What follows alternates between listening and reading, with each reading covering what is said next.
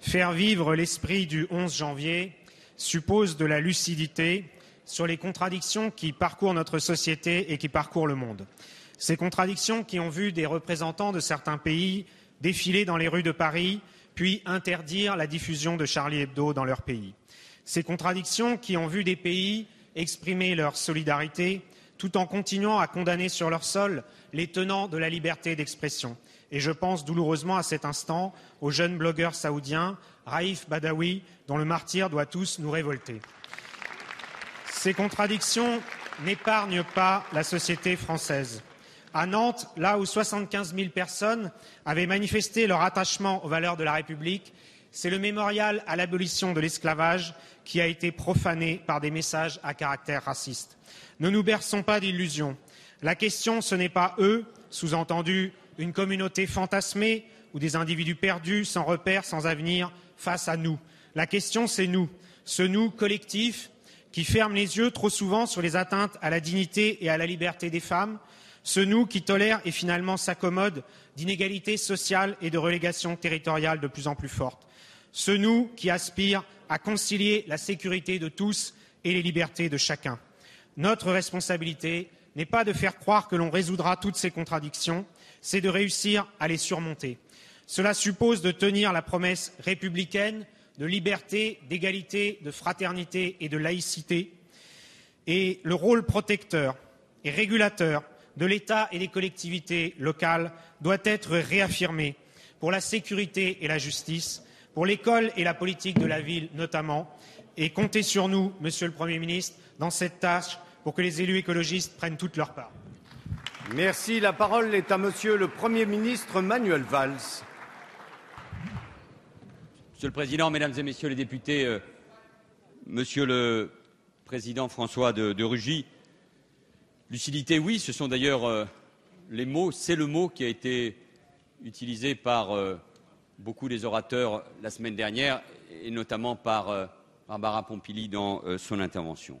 Lucidité d'abord sur le degré de menace auquel nous faisons face. Et je l'ai rappelé ce matin dans mes vœux à la presse ministérielle, je le répète ici, comme je l'ai fait il y a une semaine, cette menace, vous la connaissez, elle est réelle, elle est à un très haut niveau, elle ne concerne pas seulement la France, elle concerne de nombreux pays européens. Vous avez tous en tête, évidemment, les événements de la semaine dernière en Belgique. Nous devons y répondre avec beaucoup de force, de détermination, en consultant bien sûr le Parlement. Bernard Cazeneuve sera auditionné par la mission Ciotti-Menucci pour précisément travailler sur des mesures que nous allons notamment présenter, déployer demain, je n'y reviens pas aujourd'hui, vous pouvez le comprendre, en matière de soutien aux services de renseignement, en matière de sécurité.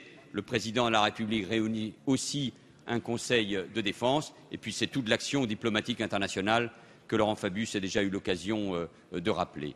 Lucidité sur les fractures de notre société.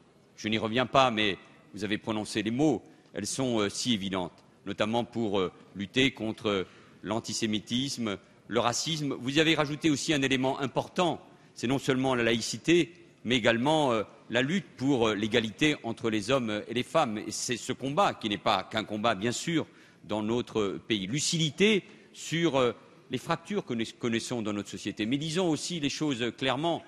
Nous allons adopter toute une série de dispositifs, parce que là, nous savons qu'il faut agir, nous l'avons déjà fait pour ce qui concerne la sécurité de nos concitoyens. Mais sur bien d'autres sujets, nous le savons, au-delà de ce qui a déjà été engagé, il nous faudra aussi du temps. Dire que, pour ce qui concerne l'école, ou les quartiers, ou le sentiment de relégation ou de ségrégation, dire qu'il faudrait résoudre ces questions en quelques jours, en quelques semaines, n'aurait aucun sens. Nous ne répondrons d'ailleurs pas à l'exigence des Français. Ça sera dans certains domaines, y compris l'affaire d'une génération. Mais il faut bien sûr agir, et c'est tout le sens de la réunion de travail que nous aurons avec les ministres et les secrétaires d'État sur ces questions fondamentales. La ministre de l'Éducation y est revenue il y a un instant, l'école, la République, la laïcité. Lucidité aussi sur le message que nous devons adresser à nos concitoyens en matière de laïcité, je le disais, d'autorité, de respect des règles, de droits et devoirs, pour reprendre les mots du Président de la République. Au fond, le choc, le traumatisme la douleur que le pays a subie il y a une dizaine de jours nous oblige peut-être tous à revoir, à revisiter non seulement des politiques publiques, mais aussi des discours et dans bien des domaines. Lucidité, enfin, sur la manière dont nous adressons les uns et les autres. Je pense que cet état d'esprit du 11 janvier, cet état d'esprit nous oblige les uns et les autres. Il ne s'agit pas de nier les différences. Et au fond, M. Poisson avait raison de poser une question sur la politique économique. C'est ainsi que la démocratie vit.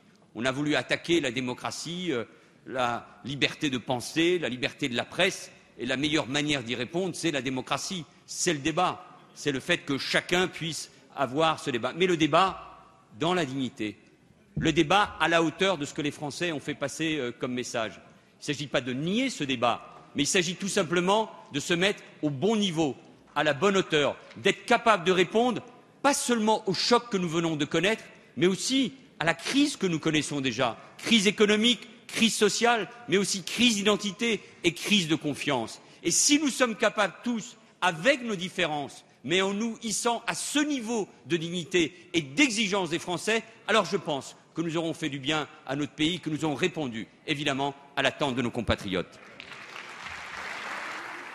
Merci.